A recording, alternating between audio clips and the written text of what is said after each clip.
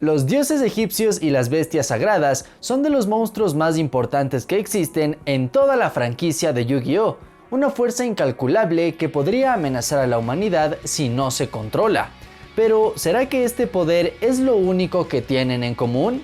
Chicas y chicos, bienvenidos a un nuevo video en Animer. Hoy veremos algunas pistas de cómo los dioses egipcios de Duel Monsters están relacionados con las bestias sagradas de GX. Pero antes de empezar, suscríbete para saber cuándo tendremos más de Yu-Gi-Oh! Aquí en el canal. Y ahora sí, sin más que decir, ¡comenzamos!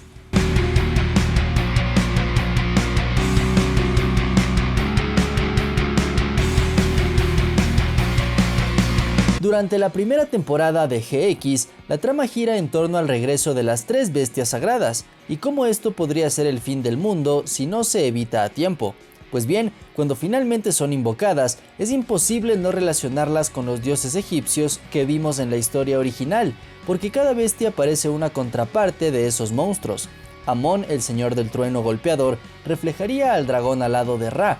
Rabiel, el señor de los fantasmas, sería una especie de obelisco el atormentador, y Urias, señor de las llamas abrasadoras, quedaría emparejado con Slifer, el dragón del cielo. Todo podría ser solo una coincidencia por el diseño parecido que tienen entre ellos, pero eso sería muy aburrido. Así que veamos otros datos más importantes que dioses y bestias tienen en común, empezando por su antiguo origen. Hace miles de años, los hechiceros de Egipto participaban en rituales conocidos como los Juegos de las Sombras, donde controlaban espíritus de monstruos que venían de otra dimensión para hacerlos pelear entre ellos. De entre todos esos monstruos, no había ninguno más poderoso que los tres dioses egipcios, Ra, Obelisco y Slifer, que servían al faraón para guiar a su pueblo y defenderlo de los peores enemigos, como Zork el Oscuro. De hecho, gracias al poder combinado de los tres dioses, los Juegos de las Sombras pudieron ser controlados antes de cubrir el mundo entero, y luego fueron usados por el faraón Atem, junto a su nombre y los artículos del milenio, para sellar a todos los espíritus de monstruos que existían, y que así los Juegos de las Sombras sean olvidados con el paso de los siglos. Lastimosamente, Maximilian Pegasus encontró las tablillas que contenían los espíritus de monstruos y pudo revivirlos en forma de cartas gracias al ojo del milenio que le entregó Shadi durante su exploración. Sin embargo, cuando Pegasus trabajaba en las copias de los dioses egipcios, las personas de su equipo comenzaron a morir, y solo él sobrevivió a la furia de los dioses gracias al artículo del milenio que lo protegía.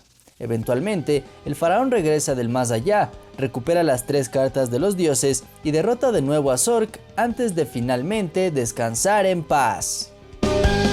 Por su parte, las bestias sagradas tienen un origen mucho más corto en la historia de GX. Solo sabemos que también nacieron a partir de tablillas que se encontraron en Egipto, es decir, serían igual de antiguas que los monstruos originales. Sin embargo, estas no fueron descubiertas por Pegasus, sino por Liam Banner, quien las encontró por accidente mientras buscaba la piedra filosofal.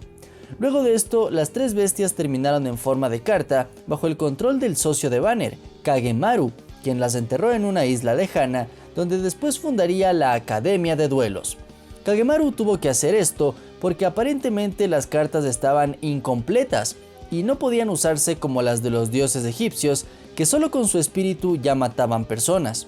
Por ende, las bestias debían recargarse con energía de duelo. Sabiendo todo esto, Kagemaru enterró las cartas bajo las 7 puertas espirituales que hay en la isla y que solo pueden ser abiertas por 7 llaves espirituales.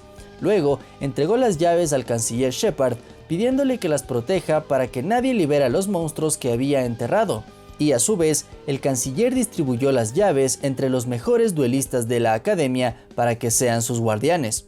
Al mismo tiempo, Kagemaru envió a los jinetes de las sombras con la misión de robar esas llaves, pero en realidad solo quería acumular más energía de duelo y que así las bestias puedan revivir. Al final el plan tiene éxito, Kagemaru sale de las sombras y se apodera de las tres bestias, pero no sirve de nada porque Jaden lo derrota igualmente. Entonces, la historia nos cuenta cómo hizo Kagemaru para obtener el poder de las bestias, pero nunca se nos explica el origen de ellas, ni cuándo fueron selladas en las tablillas egipcias, ni cuándo fueron impresas en forma de carta. Así que, solo nos queda revisar un poco de mitología para descubrir la conexión que tienen con los dioses egipcios. Después de investigar un poco, descubrí que sí, las bestias sagradas son una copia de los dioses, pero no una copia barata como quizás estás pensando. Déjame explicarte. El profesor Banner encontró las tablillas de las bestias mientras buscaba la piedra filosofal, que es el secreto de la inmortalidad y que la mayoría de alquimistas del mundo real buscan. Pero para empezar, ¿qué es la alquimia? Pues digamos que es una combinación entre magia y ciencia que se basa en un escrito muy antiguo conocido como Tabla Esmeralda, que de casualidad se llama igual que el amuleto de las sombras que usa Banner cuando es malo. En fin, luego de descubrir a las bestias, Banner se enferma y se ve obligado a crear un segundo cuerpo para guardar su espíritu, demostrando otro principio de la alquimia que es la transmutación, o también la habilidad de crear falsas réplicas de algo que ya existe, algo así como una falsa representación. ¿Y qué son las bestias sagradas sino falsas representaciones de los dioses egipcios originales? En otras palabras, podemos decir que las bestias son versiones fantasmas de los dioses. Y esto no me lo invento yo, sino que los nombres originales de estas bestias en realidad son los tres fantasmas. Solo que 4Kids decidió cambiar eso por alguna razón cuando el anime se emitió en Occidente. Entonces, alguien en algún momento usó alquimia para crear estas versiones sintéticas de los dioses egipcios, dando como resultado las tres bestias sagradas de GX. Para terminar de completar su origen, es momento de hablar de sus nombres, usando la misma lógica que tienen los dioses egipcios y su inspiración en los elementos reales de la mitología egipcia. El dragón alado de Ra se basa en Ra, el dios del sol. Obelisco el Atormentador se basa en el monumento que representa la historia del dios Atum y la creación de Egipto como tal. Y Slifer el dragón del cielo, que en realidad se llama Osiris, haciendo una referencia al dios egipcio del inframundo. Por otro lado, si hablamos de las bestias sagradas, tenemos a ángeles que aparecen en las escrituras hebreas. Por ejemplo, Rabiel está inspirado en Raziel, el arcángel guardián de los secretos.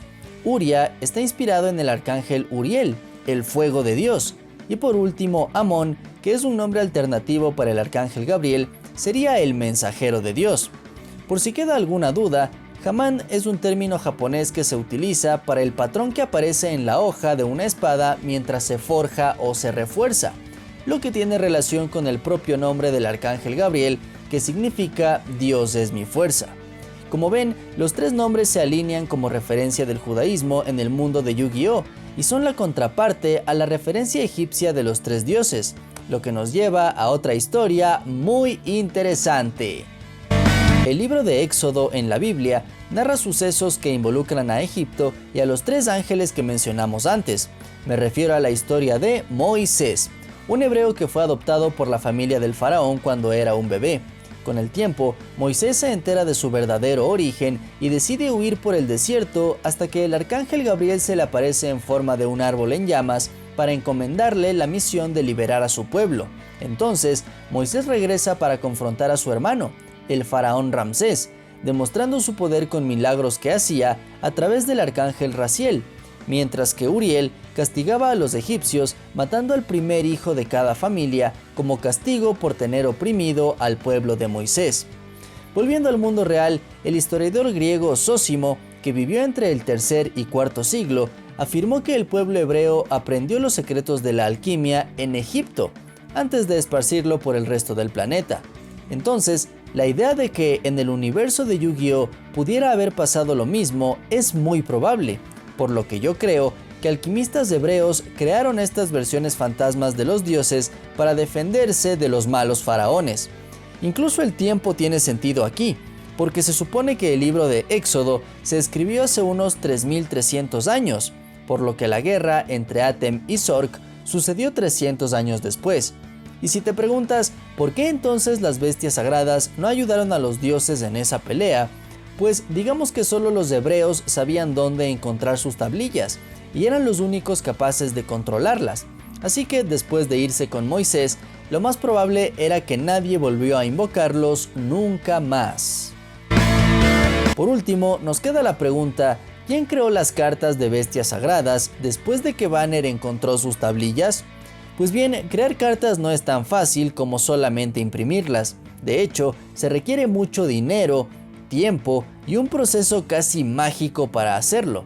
En la época de GX, solo 2 empresas podían permitirse algo así: la ya conocida Ilusiones Industriales de Pegasus y la corporación Kaiba. Sin embargo, podemos descartar a Pegasus por el miedo que sintió cuando creó a los dioses egipcios. Después de todo, ¿por qué se arriesgaría a crear nuevos monstruos capaces de rivalizar con los dioses? Entonces, si las tablillas fueron descubiertas por Banner, quien trabajaba como profesor en la academia y que también fue un jinete de Kagemaru, solo hay una opción que tiene sentido, y esa es la persona que fundó la academia junto a Kagemaru, el mismísimo Seto Kaiba. Durante GX vemos que Kaiba experimenta con la creación de nuevos espíritus de duelo, y por eso nacen monstruos como Kaibaman o los neoespaciales de Jaden. Además, sabemos que la academia es un centro de investigación con experimentos en animales o en los propios estudiantes. Entonces, es muy probable que Kagemaru haya convencido a Kaiba de ayudarlo a revivir a las bestias sagradas. Esto como una oportunidad para recuperar el poder que tuvo con Obelisco el Atormentador. El problema era que Kaiba no tenía el Ojo del Milenio como Pegasus, y por eso necesitaba otra fuente de poder para revivir a las cartas con energía de duelo, y por eso fundó la academia. Obviamente, conociendo a Kaiba, dudo mucho que haya querido compartir ese poder con Kagemaru por las buenas. Por eso mismo creo que los jinetes de las sombras entraron en juego, para acelerar el proceso y tomar desprevenido a Kaiba. De esa forma, Kagemaru reclamó las 3 cartas para él, sin que Seto supiera que ya estaban listas para usarse. En resumen, las bestias sagradas son clones fantasmas de los dioses egipcios, creados por alquimistas hebreos que usaron el espíritu de 3 arcángeles de su propia mitología para ayudar a Moisés a liberar a su pueblo. Siglos más tarde, Banner encuentra las tablillas de estos monstruos, se lo cuenta a Kagemaru y él hace un trato con Kaiba para revivir a las bestias en forma de cartas, usando la energía de duelo de todos los estudiantes de su academia. Sin embargo, Kagemaru traiciona a Kaiba y se apodera de las cartas a escondidas antes de perder humillantemente contra Jaden y ver cómo las bestias volvían a ser selladas. Ahora te pregunto yo a ti, ¿cuál trío de monstruos es más poderoso? ¿Los dioses egipcios o las bestias sagradas? Sea cual sea tu respuesta, déjala en los comentarios. Y si quieres apoyar al canal, danos un me gusta o comparte este video para llegar a más gente. Síguenos en redes para más contenido de anime, los links están en la descripción.